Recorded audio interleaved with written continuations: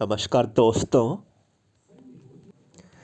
Friends, आज का ये जो अपडेट है इसमें हम लोग एमपी ग्रुप 5 सभी पोस्ट के लिए English, Hindi, maths, science, GK और रीजनिंग के क्वेश्चंस डिस्कस करने वाले हैं। सभी पोस्ट के लिए इनमें से 25 सवाल आपके यहाँ पे पूछे जाने वाले हैं। इन क्वेश्चंस का लेवल क्या रहेगा, किस तरीके का सवाल आपके पूछे जा सकते हैं, ये जानकारी आपको इस वीडियो में मिल जाएगी। और बताना चाहता हूँ, ये पार्ट नंबर 5 आप लोग देख रहे हैं। इससे पहले 4 अलग अलग पार्ट ऑलरेडी आ चुके हैं। यदि आप लोग एग्जाम में शामिल हो रहे हैं तो ये सभी पार्ट्स आप लोग वॉच कर लेना। इसी वीडियो के नीचे जाएं, डिस्क्रिप्शन बॉक्स में लिंक आपको मिल जाएगी सभी पार्ट्स की। एक एक करके सारे पार्ट्स आप लोग जो है वॉच कर लें। तो बिल्कुल भी टाइम वेस्ट नहीं करते, आज के सवालों की ओर बढ़ जाते हैं। और सबसे पहले हम लोग जो है इंग्लिश के क्वेश्चंस को डिस्कस करेंगे।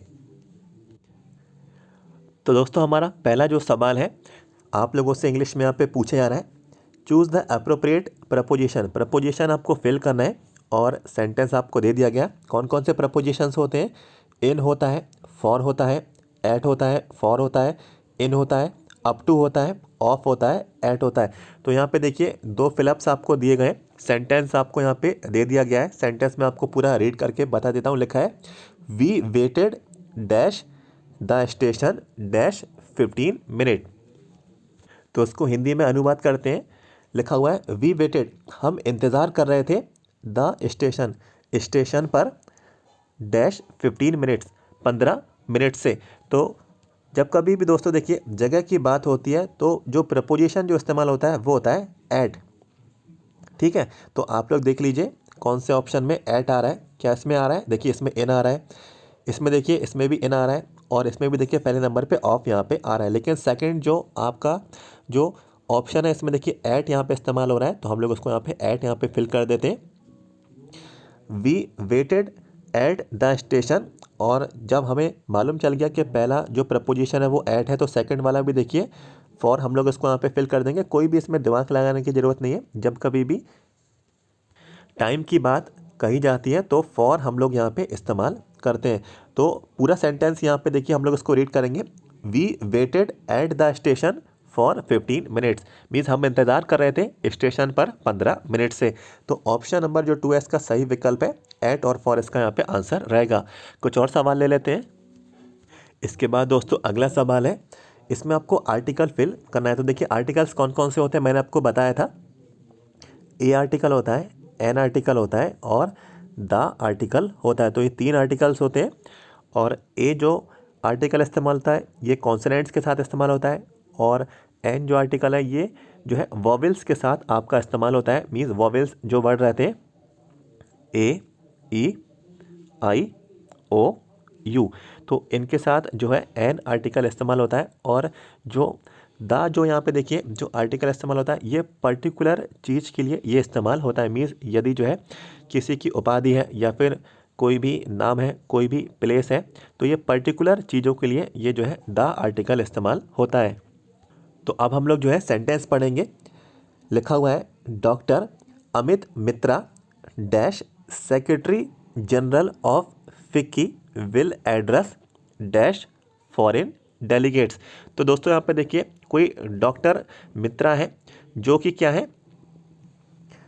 सेक्रेटरी जनरल है फिक्की के। तो देखिए पर्टिकुलर आप लोगों को यहाँ पे एक नाम दिया जा रहा है सेक्रेटरी जनरल। तो मैंने आपको बताया था सेक्रेटरी जनरल के साथ जो आर्टिकल जो इस्तेमाल होता है, पर्टिकुलर चीज़ों के साथ जो आर्टिकल इस्तेमाल होता है उनके साथ जो है द आर्टिकल इस्तेमाल किया जाता है। तो यहाँ पे लिखेंगे हम लोग THE the, doctor Amit Mitra the secretary general of FICCI will dash the foreign delegates. तो देखिए ये भी पर्टिकुलर आपको निश्चित जानकारी दी जा रही है कि फॉरेन डेलीगेट्स के साथ, फॉरेन जो पर्सनल्स हैं, फॉरेन जो पीपल्स हैं, तो उनके साथ वो है जो अपनी मीटिंग को एड्रेस करेंगे। तो यहाँ पे भी दोस्तों देखिए द आर्टिकल इस्तेमाल होगा। तो देखिए सेकेंड ऑप्शन जो है ये इसका आंसर है, और करेक्ट आंसर भी द और द दोनों में यहाँ पे द आर्टिकल को फिल किया जाएगा।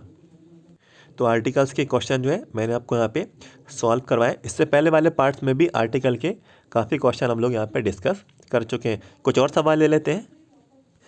जैसे कि देखिए अगला सवाल है, इसमें आप लोगों को fill in the blanks fill करना है। Means leave, pass, permission, admit. तो ये 4 ऑप्शंस दे दिए गए। ऑप्शन के साथ साथ देखिए सवाल क्या है, सेंटेंस क्या है, you will have to get a या फिर an dash to get into the factory. तो दोस्तों देखिए आप लोगों को मालूम भी होगा, जब कभी भी फैक्ट्री में कोई पर्सन एंटर होता है तो फैक्ट्री में एंटर होने के लिए एक पास हमें बनवाना पड़ता है। मीन्स हमें पास बनवाना पड़ता है, वो पास दिखा के हम लोग फैक्ट्री में एंटर हो सकते हैं। तो यही बात यहाँ पे बोली गई है। तो सिंपल जो है पास इसका यहाँ पे राइट आंसर आएगा। बाकी के ऑप्शन भी देख लीजिए। लीव, तो देखिए लीव का कोई भी सेंस यहाँ पे नहीं बनता है, पास इसका राइट आंसर है। परमिशन, तो देखिए फैक्ट्री में जाने के लिए परमिशन कौन लेगा, पास ही बनवाएगा। मीन्स पास जाएगा, पास बनवाएगा तभी उसको एंट्री मिलेगी, तभी वो अंदर जा पाएगा। तो इस चीज़ का भी कोई सेंस नहीं बनता है। और एडमिट, और फैक्ट्री में कौन एडमिट होता है, तो देखिए कोई भी इसमें इंफॉर्मेशन जो है सही सही नहीं बैठती है। तो पास जो है इसका यहाँ पर राइट आंसर है। फैक्ट्री में जाने के लिए पास बनवाना पड़ेगा तभी जो है एंट्री मिलती है। तो दोस्तों ये तो थे सवाल कुछ हमने जो डिस्कस किए हैं इंग्लिश पार्ट से। अब हम लोग जो है आगे के सेक्शन की ओर बढ़ जाते हैं। अब हिंदी के सवाल डिस्कस करेंगे। तो हिंदी का सवाल है, जैसे कि देखिए जो है, जो इंद्रियों से परे हो, इस अनेक शब्द के लिए एक शब्द बताना है। मीन्स ये आपको बोल दिया गया है, आपको एक वाक्य दिया गया है जो इंद्रियों से परे हो, तो इस चीज़ को एक वर्ड में आपको डिस्क्राइब करना है। तो देखिए क्या इसको अतीन्द्रिय बोलते हैं, क्या इसको अछूता बोलते हैं, क्या इसको दूरदर्शी बोलते हैं, क्या इसको अदृश्य बोलते हैं। तो देखिए जो इंद्रियों से परे हो उसको अतीन्द्रिय बोला जाता है, और यही इसका ये राइट आंसर रहेगा, करेक्ट आंसर ये रहेगा। कुछ और हिंदी के सवाल डिस्कस करते हैं। जैसे कि देखिए एक और सवाल है, समीर सागर कुसुम आ गए हैं। समीर सागर और कुसुम आ गए हैं, रचना के आधार पर सही वाक्य का भेद करें। मीन्स आपको वाक्य पहचानना है, क्या ये सरल वाक्य है, क्या ये संयुक्त वाक्य है, क्या ये मिश्र वाक्य है, क्या ये जटिल वाक्य है। तो देखिए बहुत ही सरल है, समीर सागर और कुसुम आ गए, तो इसमें कोई भी देखिए संयुक्त नहीं है, कोई भी मिश्रित नहीं है, कोई भी जटिल नहीं है। तो देखिए इसका जो आंसर है सरल वाक्य और simple tense means simple sentence ये रहेगा। अगला सवाल है, देखिए परिणाम शब्द का सही विग्रह क्या है। तो देखिए संधि आप लोगों से पूछ ली गई, परिणाम, परिणाम, परिमान, प्रमाण। तो देखिए इसका परिणाम शब्द का जो सही जो विग्रह है परिणाम, तो जो है इसका राइट आंसर ऑप्शन 1 यहाँ पे ये रहने वाला है। तो ये कुछ सवाल मैंने आपके साथ यहाँ पे हिंदी के डिस्कस किए। अब हम लोग जो है साइंस के क्वेश्चंस की ओर यहाँ पे बढ़ जाते हैं, मूव ऑन हो जाते हैं। तो देखिए साइंस में हमारा सवाल है, the process of converting a liquid into vapour by heating followed by condensation of vapour back into the liquid is called.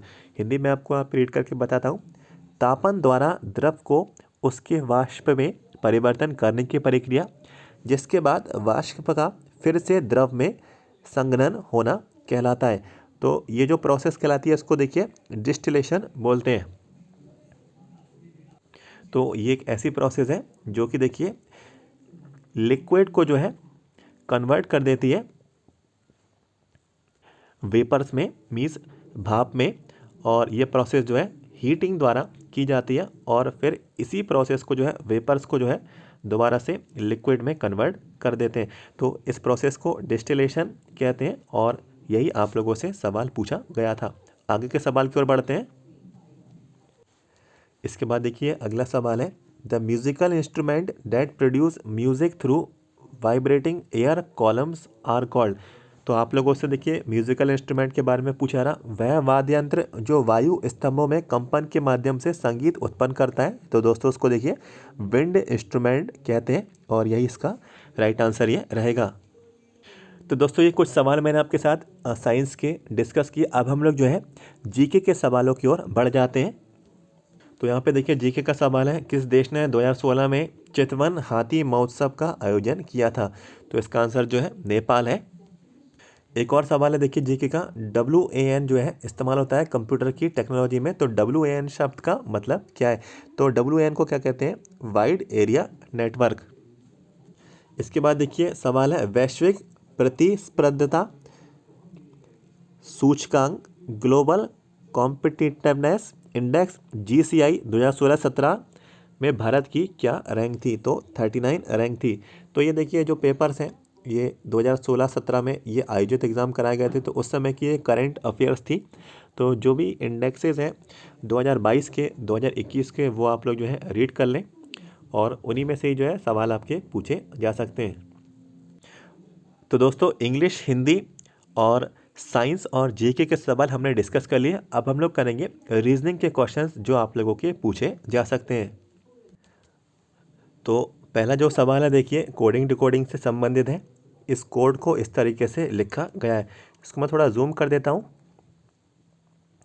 तो आप लोगों को देखिए बोला गया है IJKLMNO, इसको कोड इस तरीके से किया गया है। तो मिलियन का आप लोगों को कोड फाइंड आउट करना है। तो मैं इसको इस तरफ से सॉल्व करके बता देता हूँ।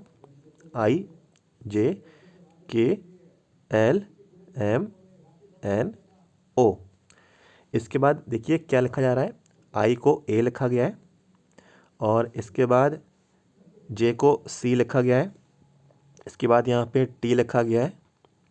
ऐसे ऐसे करके देखिए वी, इसके बाद एस, इसके बाद आर और लास्ट में जो है एक्स। तो इसको यहाँ पे इस तरीके से लिख दिया गया है। हमें किसका फाइंड आउट करना है, मिलियन का। तो मिलियन मैं इसको वहाँ पे लिख देता हूँ MILLION। ठीक है। तो देखिए एम किस में इस्तेमाल हो रहा है, एम को किस तरीके से यहाँ पे लिखा गया है, एम को एस। तो देखिए हम लोग उसको यहाँ पे एस लिख देते हैं। इस तरीके से लॉजिक निकल के आ गया। आई देखिए, तो आई को देखिए ए इस तरीके से डिनोट किया गया है। एल को, तो एल को वी इस शब्द से यहाँ पे डिनोट किया गया है। एल फिर से है तो देखिए हमने वी लिख दिया। फिर हमने आई का हमने पता किया था कि आई का ए ही है, तो हमने यहाँ पे ए लिख दिया। ओ का हम लोगों ने देखिए कैसे निकालना है, तो ओ का देखिए एक्स यहाँ पे इस्तेमाल हुआ है, तो हमने इसको एक्स यहाँ पे लिख दिया। और एन, तो एन देखिए आर, कुछ इस तरीके से ये आर यहाँ पे इस्तेमाल हो रहा है। तो देखिए SAVVAXR, तो SAVVAXR। तो ये आंसर हमारा आ गया, ऑप्शन 2 सही विकल्प रहेगा। इसके बाद देखिए इस तरीके से कोडेड वर्ड है और इसमें आपको जो है बोला जा रहा है कि ये जो लाइन है, इन अ सर्टेन लैंग्वेज, ये जो 3 लेटर्स हैं इनको टेल देम नाउ इस तरीके से कोड किया जा रहा है। ये जो 3 वर्ड्स हैं इनको जो है नाउ, एंड और देन इस तरीके से कोड यहाँ पे किया जा रहा है। हमें बताना है which is the word for will in that code. तो देखिए विल शब्द इसमें भी आ रहा है और WIL ये जो विल शब्द है इसमें भी आ रहा है। तो इनके कोड में भी एक ना एक चीज़ यहाँ पे कॉमन होगी। तो देखिए यहाँ पे आप लोग देखेंगे टेल, तो देखिए क्या टेल इस वाली लाइन में आ रहा है, बिल्कुल नहीं आ रहा है। क्या दैम इस वाली लाइन में आ रहा है, तो देखिए दैम भी इस वाली लाइन में नहीं आ रहा है। लेकिन देखिए नाउ, तो देखिए नाउ इस वाली लाइन में आ रहा है और नाउ इसका यहाँ पे आंसर हो जाएगा। तो कॉमन हम लोगों ने यहाँ पे फाइंड आउट कर लिया और नाउ हो जो है इसका सही विकल्प ये रहेगा। तो ऑप्शन 1 नाउ इसका ये करेक्ट आंसर रहने वाला, लिखा भी हुआ है नाउ। तो एक कुछ सवाल थे रीजनिंग के जो मैंने आपके साथ डिस्कस किए। अब लास्ट में हम लोग बढ़ते हैं मैथमेटिक्स के सवालों की ओर। तो मैथ का जो सबसे सरल सवाल है जो आपको दिया जा रहा है 13/17 ऑफ 51। तो मैंने आपको बताया था जब कभी भी ऑफ इस्तेमाल हो तो मल्टीप्लाई होता है इसका अर्थ।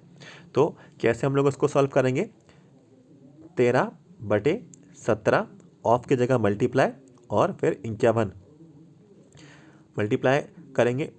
17 बन जाए 17, 17 3 ज़ा 51। तो 13 × 3 क्या आएगा इसका आंसर, 13 × 3, तो 39 इसका ये राइट आंसर हो जाएगा और ऑप्शन 1 इसका सही विकल्प ये रहेगा। इसके बाद देखिए अगला सवाल है find the value of 1/4 of 100 divided by 25। तो किस तरीके से इसको लिखेंगे, देखिए 1/4 तो एज इट इज़ ऐसे कैसे लिखेंगे, ऑफ की जगह क्या आ जाएगा मल्टीप्लाई और 100 ऐसे कैसे यहाँ पे लिख देंगे। और यहाँ पे देखिए लगा है डिवाइड, तो डिवाइड का मतलब क्या है, इस तरीके से डिवाइड और यहाँ पे 25 हम लोग उसको यहाँ पे लिख देंगे। फर्दर इसको सॉल्व करेंगे। देखिए 25 बन जाए 25, 25 4 जा 100 और 4 से ये 4 यहाँ पे कैंसिल हो गया। तो राइट आंसर क्या है इसका 1, इसका यहाँ पे आंसर आ गया। यही इसका सही 4th ऑप्शन जो है इसका 1 आंसर है। सही विकल्प भी इसका 4th ऑप्शन ही रहेगा। तो बहुत ही ईजी था।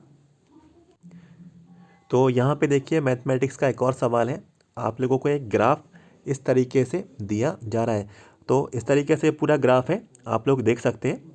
और इस तरफ जो है आप लोगों को हाइट्स दी गई है और इस तरफ जो है आपको एज मीन्स उम्र आप लोगों को दी गई है। और आप लोगों से देखिए सवाल क्या पूछा जा रहा है, what was his age when he reached maximum height. तो देखिए आपको बताना है कि एज कितनी होगी मैक्सिमम हाइट यहाँ पे पहुँचने पर। मीन्स आप लोगों को मैक्सिमम हाइट पर आप लोगों को एज बतानी है। तो देखिए सबसे पहले एज देखना है, एज इस तरफ दी गई है और हाइट जो है आपको इस तरफ दी गई है। तो देखिए सबसे जो मैक्सिमम जो ग्राफ बना है वो बना है यहाँ पे।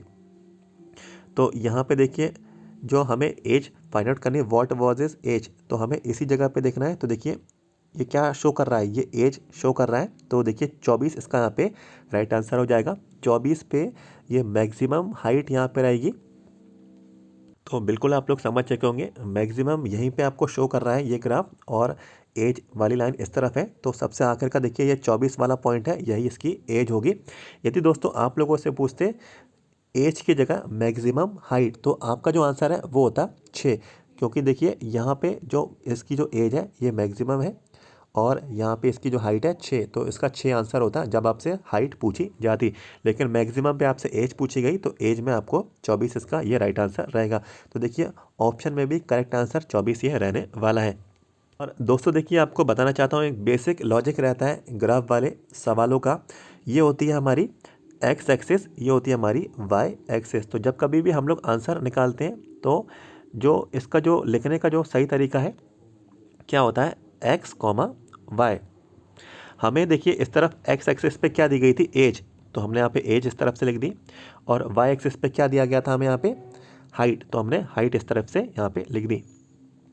तो कोई यदि आप लोगों से पूछे मैक्सिमम हाइट और मैक्सिमम एज कितनी है, तो सबसे पहले आपको एज लिखना पड़ेगा। तो देखिए मैक्सिमम वाला जो एरिया है ये शो कर रहा है आपका ये वाला पॉइंट। तो देखिए एज वाला एक्स एक्सिस में सबसे पहले 24 लिखेंगे और फिर कॉमा लगा के जो है हम लोग जो है इसकी हाइट देखेंगे। देखिए यहाँ पे 6 आ रही है तो यहाँ पे इसको 6 से डिनोट कर देंगे। तो दोस्तों जो है इसको इस तरीके से डिनोट करेंगे। मैथमेटिक्स में इस तरीके से रिप्रेजेंट किया जाता है एक्स और वाई एक्सिस पे जो भी टर्म्स आप लोगों को दिए जाते हैं। तो ये मैंने आपको थोड़ा डिटेल्ड बता दिया, इस चीज़ की भी नॉलेज आप लोग रखें, इसमें बहुत ही आसान से सवाल पूछे जाते हैं। इसके बाद दोस्तों एक लास्ट क्वेश्चन हम लोग यहाँ पे डिस्कस करेंगे जो कि मैथमेटिक्स का है। लिखा है find the mean of first 7 odd numbers. तो सबसे पहले बताना चाहता हूँ ऑड नंबर्स क्या होते हैं। तो ऑड नंबर्स जो होते हैं अपनी ही टेबल से डिवाइड होते हैं। तो आपको शुरुआत के 7 ऑड नंबर्स का मीन वैल्यू आपको फाइंड आउट करनी है। तो ऑड नंबर सबसे पहले हम लोग रखेंगे। देखिए सबसे पहले होता है 1, फिर होता है 3, फिर होता है 5, फिर होता है 7, फिर होता है 9 और ये होता है 11 और ये होगा 13। 1 2 3 4 5 6 7। तो ये 7 हमने ऑड नंबर्स को यहाँ पे लिख लिया।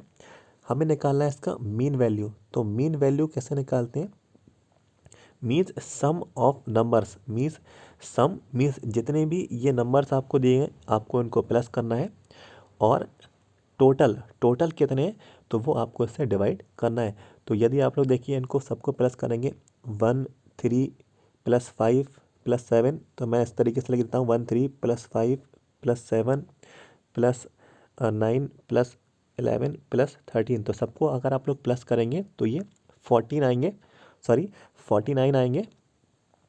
और डिवाइडेड में अब हमें निकालना है टोटल कितने हैं। तो देखिए कितने हैं, 1 2 3 4 5 6 7। तो 7 हम लोग ने टोटल में लिख दिए। तो और फर्दर इसको डिवाइड कर देंगे, 7 1 जा 7, 7 7 जा 49। तो दोस्तों 7 जो है इसका राइट आंसर आ जाएगा और यही देखिए आप लोगों को ऑप्शन में भी दिया गया है। तो बहुत ही आसान था और ये दोस्तों मैंने आपके साथ क्वेश्चंस डिस्कस कर लिए।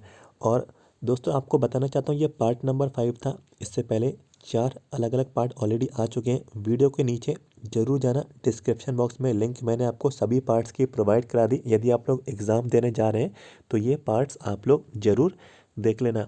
ये अपडेट कैसा लगा, सबसे पहले आपको क्या करना है, वीडियो को लाइक कर देना है। चैनल को आप लोगों को सबसे पहले सब्सक्राइब कर लें, जिससे हर अपडेट्स आपको आगे मिलते रहें।